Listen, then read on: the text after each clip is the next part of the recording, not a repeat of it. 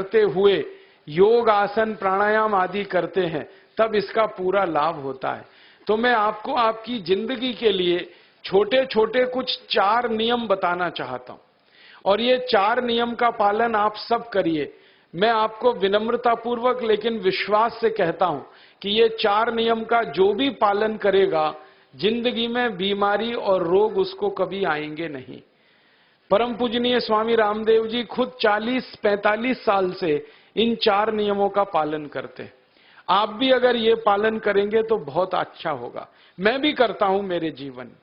मैं पिछले 15 वर्षों से योग प्राणायाम करता हूं, उसके साथ कुछ नियम मैंने बनाए हैं, वो नियम का पालन करता हूं, और वही नियम आपको बताना चाहता हूं। स्वामी जी पालन करते हैं, मैं करता हूं, हमारे लाखों योग शिक्षक करते हैं, और इन नियमों का पालन करने से हमको इतना लाभ हुआ है कि कभी बीमारी आती नहीं।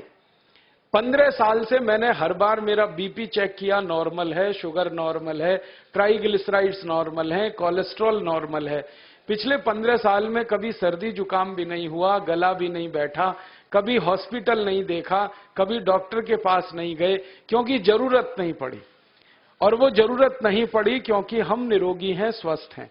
ये निरोगी और स्वस्थ होने के लिए आयुर्वेद की एक छोटी सी जानकारी आपसे मैं शेयर करना चाहता हूं। आयुर्वेद में ये कहा गया है कि किसी भी व्यक्ति को निरोगी होना है, रोगमुक्त होना है, तो अपने जीवन में 3 बातों का ध्यान रखे। अपना वात, पित्त और कफ, तीनों का संतुलन रखे। वो 3 तरह के दोष हैं हमारे शरीर में, वात, पित्त, कफ। आपने सुना होगा, ये त्रिदोष आधारित शरीर है।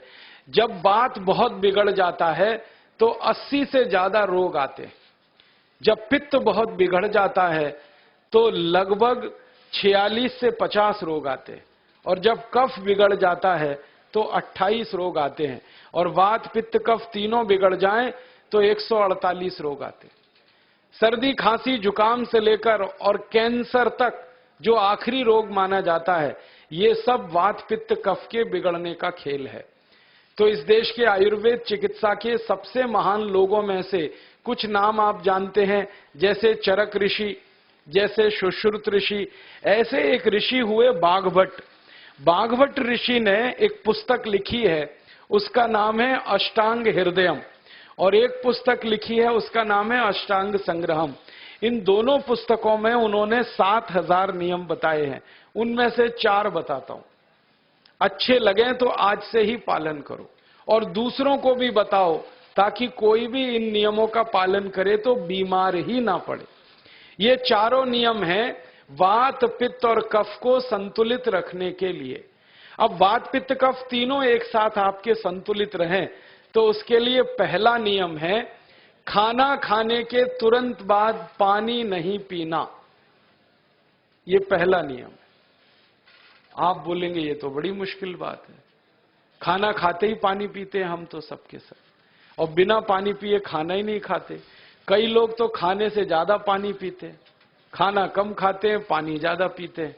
ये खाना खाने के बाद पानी कभी भी नहीं पीना, क्योंकि महर्षि बाघभट्ट कहते हैं भोजनांते विषम वारी, माने भोजन के अंत में पानी पियो तो जहर के पीने के जैसा है। इसलिए वो कहते हैं कभी भी खाने के तुरंत बाद पानी मत पियो। अब आप मुझे पूछोगे क्यों नहीं पिए, कारण बता दो। कारण मैं बताना चाहता हूं सरल भाषा में। हम जब खाना खाते हैं ना, तो पेट में सारा खाना इकट्ठा होता है। पेट में एक स्थान होता है, उसको हम कहते हैं जठर। संस्कृत में, हिंदी में जठर कहते हैं, अंग्रेजी में उसको एपिगैस्ट्रियम कहते हैं, हिंदी में कुछ लोग उसको आमाशय भी कहते हैं। ये जठर छोटा सा स्थान है। आपके पेट में नाभि है ना, उसके लेफ्ट साइड में बाईं तरफ छोटा सा स्थान है।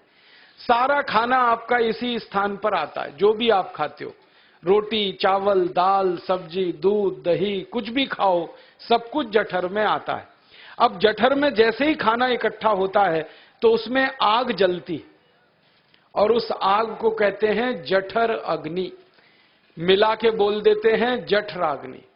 आप जैसे ही खाना खाते हो, पेट में जठर में अग्नि जलती है। वो अग्नि खाने को पचाती है, और अग्नि खाने को ऐसे ही पचाती है जैसे रसोई घर की अग्नि खाने को पकाती है। आपके रसोई घर में आप अग्नि जलाओ, उसके ऊपर दूध रख दो, दूध में थोड़ा चावल डाल दो, अग्नि जब तक जलती रहेगी खीर तब तक बनती रहेगी। आप घर में अग्नि जलाओ, उसके ऊपर पानी रख दो, उसमें दाल डाल दो, दाल की पकने की क्रिया तब तक चलेगी जब तक अग्नि जलेगी। ऐसे ही पेट में होता है। जैसे ही आपने खाना खाया पेट में अग्नि जलती है, और जब तक अग्नि जलती है तो खाने के पचने की क्रिया चलती है। जैसे रसोई घर में खाना पकाते हैं वैसे ही पेट में भी खाना पकता है। इसी को हम पचने की क्रिया कहते हैं, अंग्रेजी में उसको डाइजेशन कह देते हैं। तो आपने खाना खाया, पेट में अग्नि जल गई, अब वो खाने को हजम करेगी, पचाएगी। अब मुझे एक प्रश्न का उत्तर दो आप, कि जैसे ही आपने खाना खाया पेट में अग्नि जल गई और वो खाने को पचा रही है, तुरंत आपने गट गट गट गट पानी पी लिया और खूब ठंडा पानी पी लिया, बर्फ मिलाया हुआ पानी पी लिया, फ्रिज का पानी पी लिया। क्या होने वाला है? अग्नि जलेगी कि बुझेगी? अग्नि के ऊपर पानी डालो तो अग्नि और पानी की दोस्ती नहीं है, दुश्मनी है। पानी अग्नि को बुझा देता है। तो आपने खाना खाया, अग्नि जली, पीछे से गटगट पानी पी लिया, अब अग्नि शांत हो गई, अब खाना पचेगा नहीं, तो वो पेट में पड़ा पड़ा सड़ेगा, और सड़ा हुआ खाना 100 से ज्यादा विष पैदा करेगा, और वो 100 विष आपकी जिंदगी को नरक बना देंगे, और जिंदगी भर आप बीमार पड़े रहेंगे। आपको मालूम है, कई लोग कहते हैं मुझे पेट में बहुत गैस बनती है। ये गैस उन्हीं को बनती है जिनका खाना हजम नहीं होता। कोई लोग कहते हैं कि मुझे पेट में जलन होती है, ये जलन उन्हीं को होती है जिनका खाना पचता नहीं। कोई कहते हैं कि मेरे पेट में एकदम गुम हो जाता है, फूल जाता है, ये सब वो लक्षण हैं जब खाना पचता नहीं। तो खाना पचेगा नहीं तो सड़ेगा, सड़ेगा तो विष पैदा करेगा, और वो विष आपको बीमार करेंगे। इसलिए महर्षि बागभट्ट ने कहा, खाना खाते ही पानी मत पियो। समझ में आया? फिर आप बोलोगे कितनी देर तक नहीं पिए?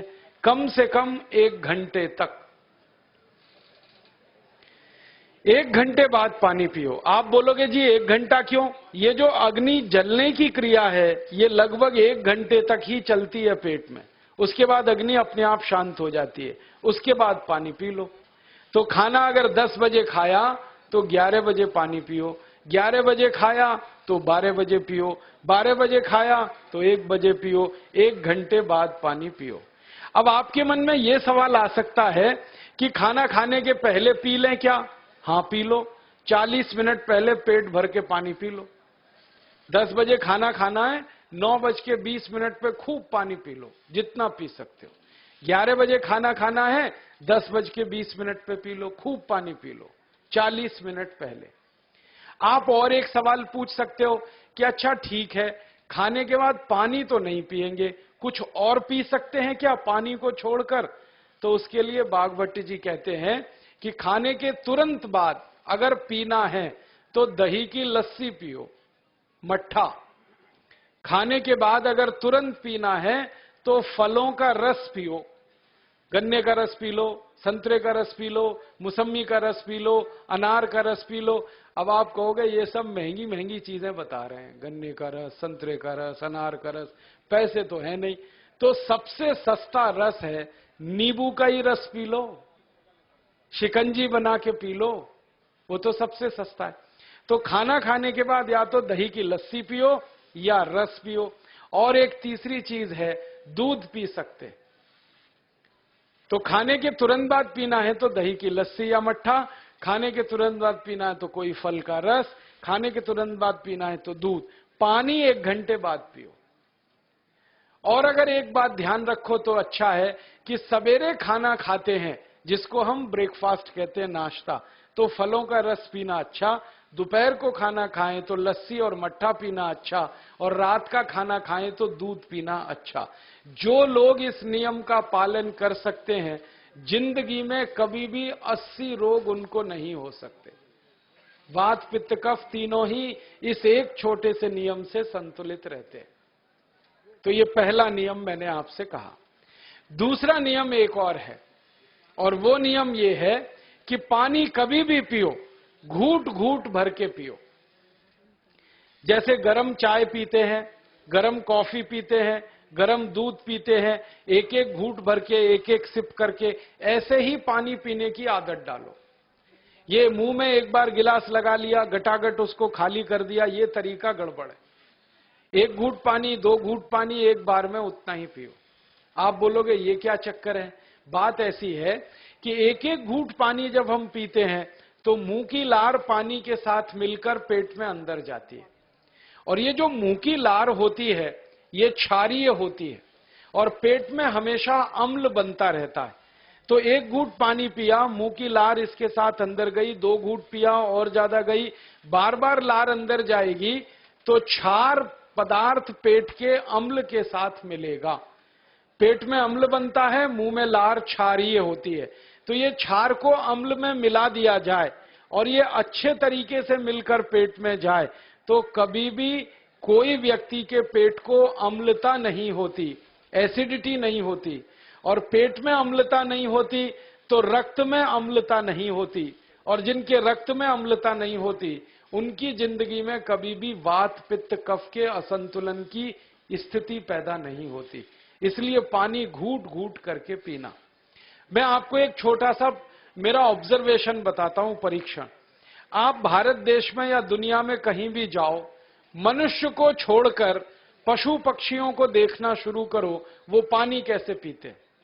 किसी चिड़िया को पानी पीते हुए देखो, किसी पक्षी को पानी पीते हुए देखो, वो चोंच के एक बूंद ही के बराबर ही पानी उठाता है। एक बार में एक बूंद पानी लेगा, फिर थोड़ी देर चोंच चलाएगा, फिर पिएगा, फिर दूसरी बूंद लेगा, फिर चोंच चलाएगा, फिर पिएगा, फिर तीसरी बूंद। एक एक बूंद पक्षी पानी पीता है। कुत्ते को पानी पीते हुए देखो, चाट चाट के पानी पीता है। शेर को पानी पीते हुए देखो, चाट चाट के पानी पीता है।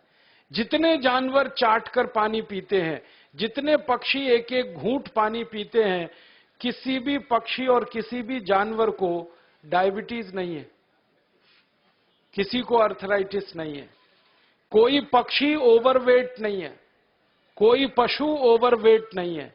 वो सब स्लिम और ट्रिम हैं, क्योंकि वो इतने होशियार हैं कि पानी चाट के पीते हैं या घूट घूट करके पीते। अब मुझे ये हैरानी होती है कि ये पशु पक्षियों को कौन सिखाता है? वो अपने जन्म से ये ज्ञान सीख के आते हैं। उनका कोई गुरु नहीं है, उनका कोई विद्यालय नहीं है, उनके कोई प्रशिक्षण शिविर नहीं लगते, फिर भी उनको इतनी अकल है कि पानी घूट घूट पीना। और हम ये मनुष्य जिनके इतने गुरु, इतने विद्यालय, इतने कॉलेज, सीखने वाले, सिखाने वाले, और हम मूर्खों के मूर्ख गटागट गटागट पानी पीते रहते हैं। तो पानी पीने का तरीका बदल दो, घूट घूट भर के पानी पियो। ये दूसरा नियम है। तीसरा नियम है कि जिंदगी में कितनी भी प्यास लगे, ठंडा पानी कभी मत पियो। बर्फ डाला हुआ पानी, फ्रिज में रखा हुआ पानी, वाटर कूलर का पानी जिसका तापमान बहुत कम है, ये कभी मत पीना। क्यों? क्योंकि शरीर आपका गर्म है और पानी ठंडा है। अब होता क्या है वो मैं समझाता हूं सरल भाषा में। पेट तो गर्म है, अब इसमें ठंडा पानी डाल दिया आपने तो अंदर झगड़ा होता है। और झगड़ा क्या होता है? या तो पानी पेट को ठंडा करेगा या पेट पानी को गर्म करेगा। अगर पानी ने पेट को ठंडा कर दिया तो पेट के ठंडा होते ही हृदय ठंडा होता है, हृदय के ठंडा होते ही मस्तिष्क ठंडा होता है, मस्तिष्क के ठंडा होते ही आदमी ठंडा होता है, और आदमी ठंडा होते ही राम नाम सत्य होती है। आपको मालूम है, जब शरीर ठंडा पड़ जाता है तो घर में भी नहीं रखते, निकाल के बाहर सड़क पर रख देते।